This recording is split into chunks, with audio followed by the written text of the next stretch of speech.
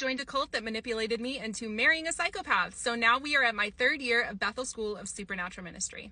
My third year internship was done abroad in Pennsylvania under Georgian and Winnie Banoff. They had their own Bethel spin-off church called Global Celebration School of Supernatural Ministry. My first task as their intern was to write a prophetic word for every single incoming student just based off of their name on a piece of paper.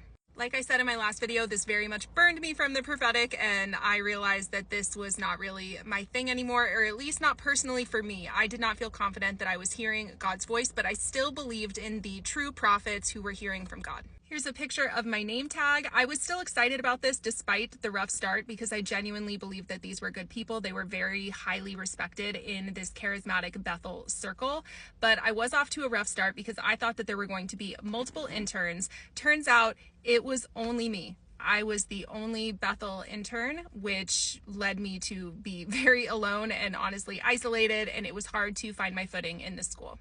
I thought that this was going to be a Monday through Thursday school, just like Bethel was. I thought that it was kind of going to be an exact copy of Bethel. Turns out they only met 2 times a week for a few hours. So it was not a full-time school like Bethel. It was very part-time, and I was left with a lot of free time. And honestly, the Banoffs did not ask very much of me.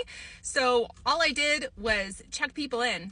That's me. I look very excited to just say, hi, what's your name? And take attendance on those nights. And sometimes they would have me help out with conferences and stuff.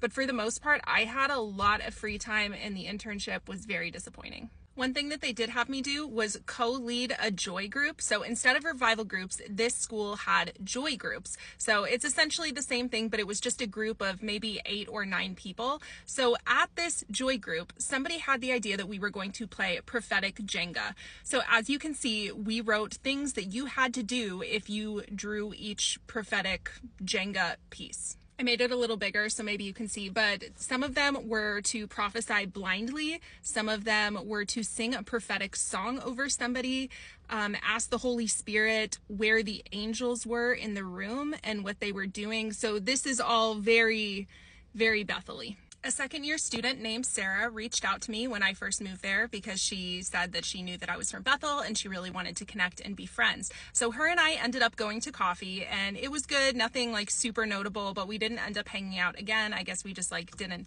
totally hit it off, or we just got busy.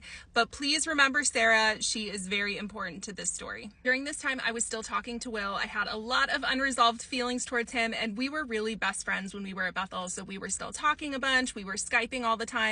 And then I think it was in October or November, he told me that he really wanted me to fly out to Norway, and we started planning a trip that would be from a year from now. So we're sitting there planning this trip, and then I really just had this realization that I cannot be planning a trip for my situationship a year from now because this guy is not going to marry me. So I knew that I just should not break my heart any more than I already had. So him and I fully called things off after that, and I decided that I was going to focus on trying to find the love of my life who would be sure about me, because like I said, this is ring by spring type of vibes. You are looking for your spouse. I mean, this is super common in these circles. I ended up getting this book, which was extremely cringy, that basically said that you should not look at looks when it comes to trying to look for your spouse. You should only pay attention to the heart of a person.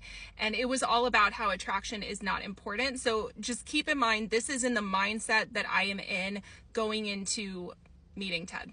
And I'm going to share something that I have never shared before on the podcast or my last series, that I had, it's kind of cringy, recorded a prayer to God where I was just desperate to find my husband. I was desperate to not be single anymore. It was something I'd been praying about for a very long time. So I recorded this prayer where I said, God, please help me. I don't want to do this alone. I promise to be in ministry for the rest of my life if you just send somebody my way. And this took place on November 25th. Okay, so remember that 11:25 is when I recorded this deep prayer to God. Next, I'm going to share about the beginning of my relationship with Ted, and I'm going to be telling you what I know now. So you are going to hear a lot of the manipulation that I did not find out until literally 2 months ago.